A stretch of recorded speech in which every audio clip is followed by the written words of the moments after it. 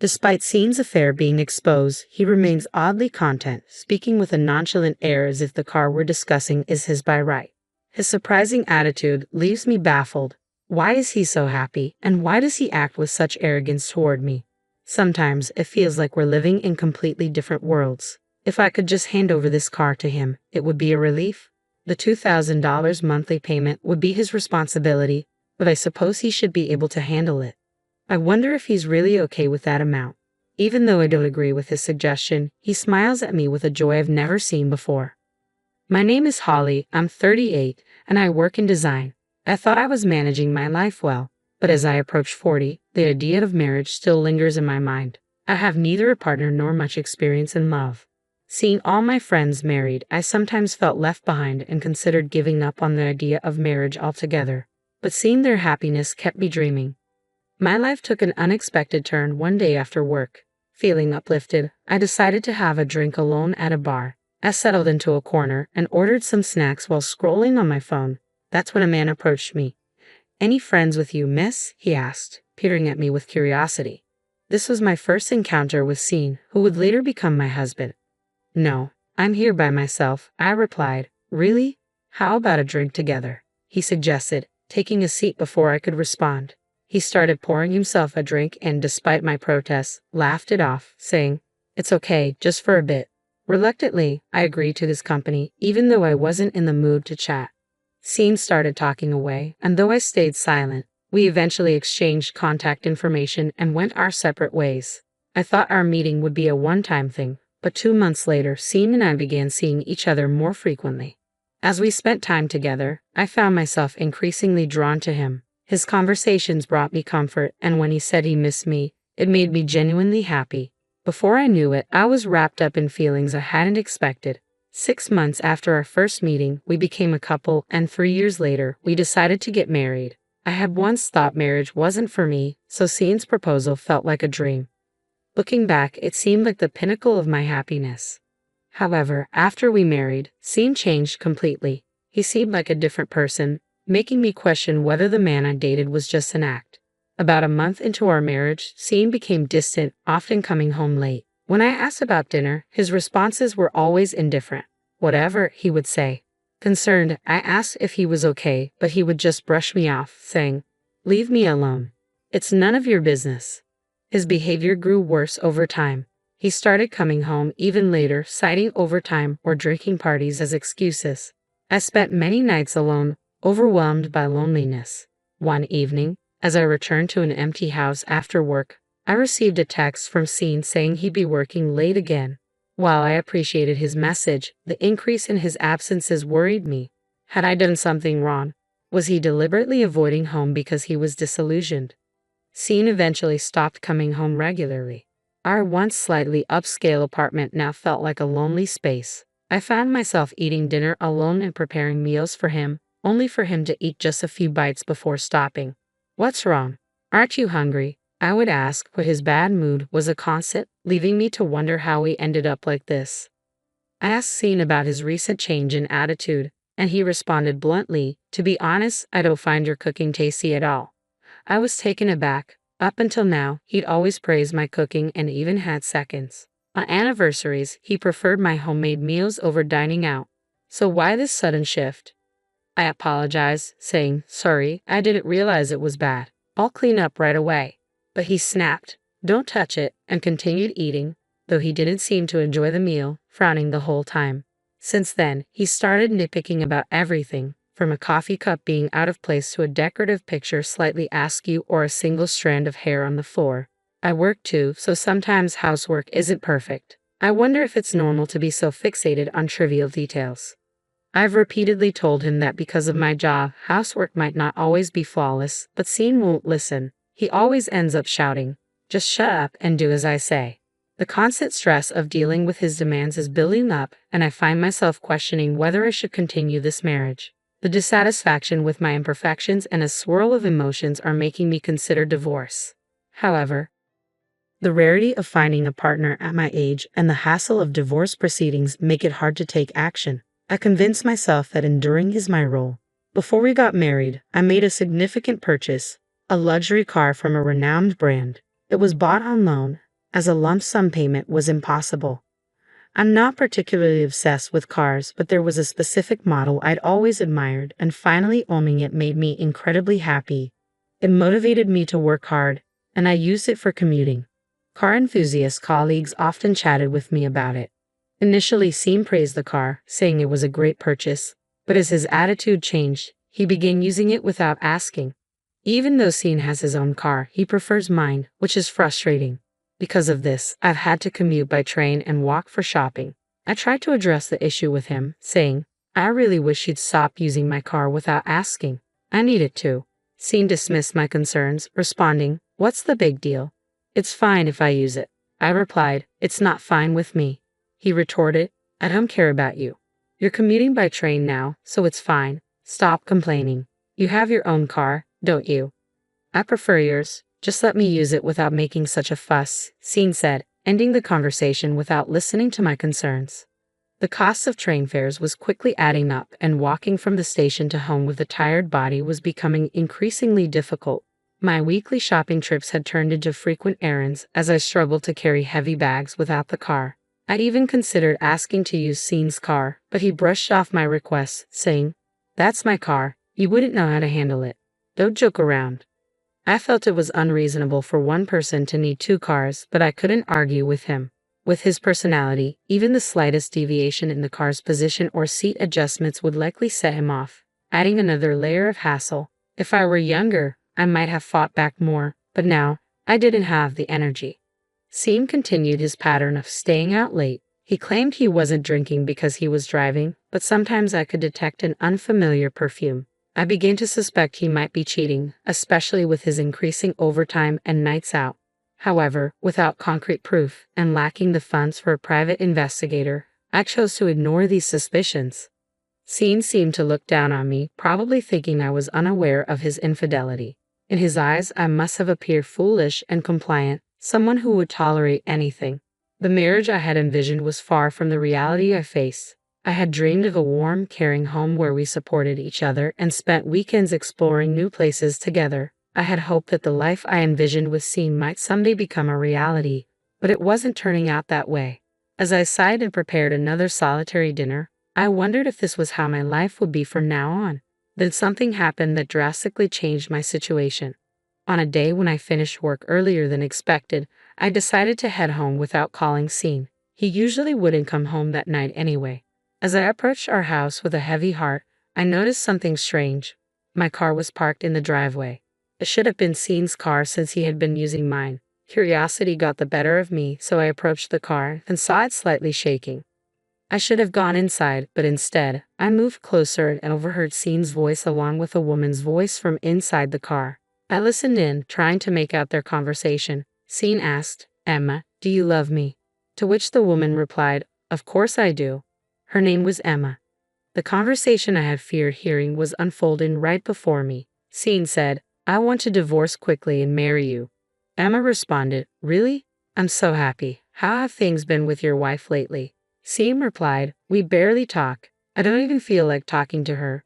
Why did I marry such a woman? I'm always with you, so I can't have a proper conversation with my wife. Emma laughed, adding, That's true. Feeling utterly humiliated, my heart ached with unbearable pain. I didn't want to hear more, so I quietly stood up and began to head home. But as I moved, my bag made a noise and Sean, noticing me, called out, Hey, you! Why are you here? I stammered, Oh, I was just coming home early. Sean's expression darkened and Emma's irritation was palpable as she said, You were eavesdropping. That's the worst. Sean got out of the car and confronted me. You said you were working late today, right? Why are you home so early? When you say you're working late, you usually come back much later. Were you trying to deceive me? I wasn't trying to deceive you, I protested. I really was working late. Besides, you're the one who's been sneaking around while I've been honest about my work schedule. I retorted, expecting Sean to be rattled by my accusations. However, with Emma sitting beside him, he seemed to have given up any pretense. So what's the problem? He asked defiantly. There's a big problem, I said. We're legally married, and what you're doing is clear infidelity. To think you brought another woman into my car. Sean shrugged dismissively. So what? I'm using it now. This car is ours from now on. I was so taken aback that I couldn't respond. His blatant disregard and brazen attitude left me speechless. It was as if he was daring me to argue further. If he wanted the car, fine. Let him have it. I thought, if they want the car, they can take over the loan payments too. The loan is $2,000 a month. I hope he can manage that. In reality, I was paying $22,000 a month on the loan, which was a stretch but manageable with my income. It seemed absurd to keep paying for a car that Sean now claimed. I'll give you the car, I said, but you'll have to take over the loan payments. Sean's response was immediate. Why should I? You should keep paying. Can't you afford it? I deliberately provoked him, and his anger flared. Fine, I'll pay, he snapped, caught off guard by the amount I mentioned. A few days later, I transferred both the card and the loan to Sean. When he received the documents detailing the loan amount, he didn't seem surprised. Whether he truly realized the burden of the $2,000 monthly payments or simply hadn't checked was unclear, but he seemed eager to finalize the transfer and move on. With the car issue resolved, we proceeded with filing for divorce. I hired a lawyer, anticipating that Sean's infidelity would be a major factor. The lawyer took on the case with enthusiasm, and after several weeks of preparation, the day of the confrontation arrived. Sean was clearly furious, and Emma stood by his side, displaying an arrogant demeanor. I was advised multiple times that hiring a lawyer was excessive, but I knew it was necessary. As the case progressed, it became evident how Sean and Emma had met and what kind of person she was. Emma was the daughter of an executive at Sean's company and also worked there herself. Sean was aware of her background when they started their affair. Although Sean was clearly at fault for pursuing her, Emma was also complicit for engaging with a married man. I demanded a divorce, sought property division, and asked for compensation from Emma for the emotional distress she caused. Sean, seemingly desperate, offered to settle any demands I had, saying, "Property division, divorce, do whatever you want. How much is it? I'll pay if that's what you want." Emma, on the other hand, was adamant about not paying compensation. "Why should I pay? It was Sean who approached me first," she argued. "But you knew he was married when you got involved with him. I have suffered mental distress because of your actions. You can't avoid payment," I countered. Emma stubbornly refused, saying, "Absolutely not. What if this gets out to your parents or workplace?" I replied, "I could send evidence by mail if necessary." Emma dismissed my threat. "Evidence? Do whatever you like," she said, seemingly unconcerned. But I wasn't merely making empty threats. If she'd insisted she didn't care, I wouldn't hesitate to act. Since Sean and I were already finalizing the divorce, we completed the proceedings that day. Sean agreed to the property division, and we settled everything and went our separate ways. As promised, I sent the evidence to Emma's workplace. Apparently, Emma didn't believe I would actually follow through. I was later informed by my lawyer that she ended up having to pay compensation as well. After the divorce, I moved to a house closer to my company and relished the freedom from both personal turmoil and car loans. It was incredibly liberating not to worry about others' actions. Sometimes I wonder if my life would have been smoother had I not married Sean. There's a tinge of regret, but my colleagues at work often comment on how much more relaxed and content I look now. From now on, I plan to live quietly, focusing on my own well-being and financial independence. No more marriage for me. I have decided to live my life solely for myself.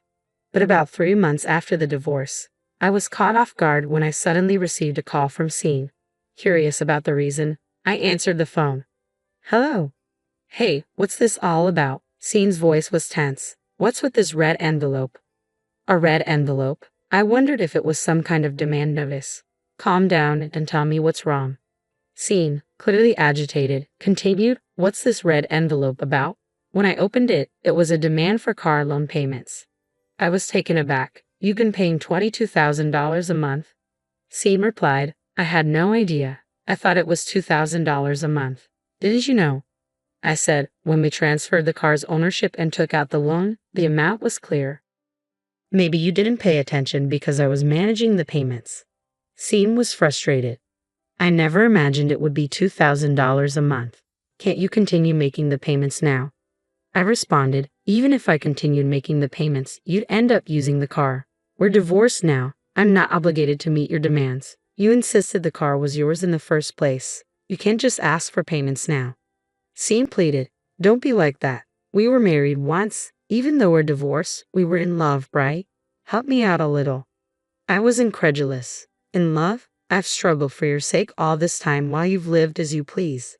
Now you turn to your ex-wife for help. That's convenient. If you received a payment notice, you better get the money ready and settle it yourself. Scene lamented, but I can't come up with that kind of money.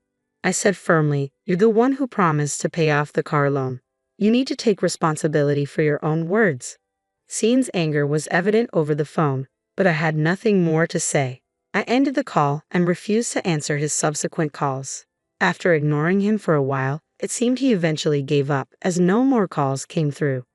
6 months later, I was still enjoying a comfortable life on my own. Moving closer to my office had made commuting easier, and I had more personal time to myself. I had taken up visiting art galleries as a new hobby and was enjoying my weekends exploring new exhibitions. One day, while I was relaxing, my smartphone rang with Scene's name flashing on the screen. I hesitated but eventually answered, wondering what he wanted. His once assertive tone was replaced by a weak, faltering voice. "Holly, it's me, Scene," he said.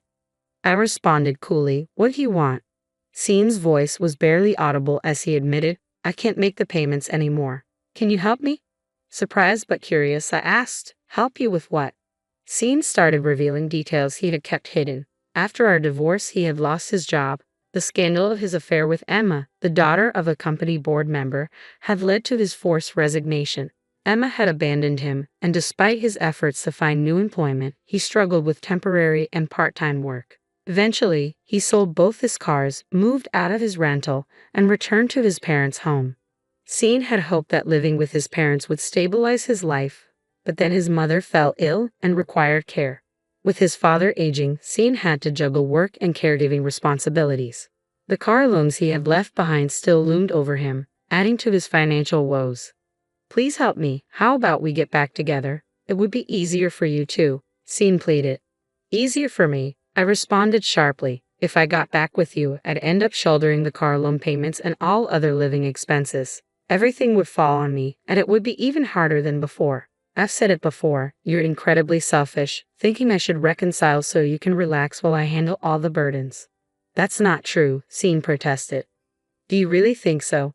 Do you understand the scale of the problems you've caused?" I asked. "You left your job and were abandoned by your girlfriend because of your affair. It's hard to care for your parents, but your situation is a result of your own actions."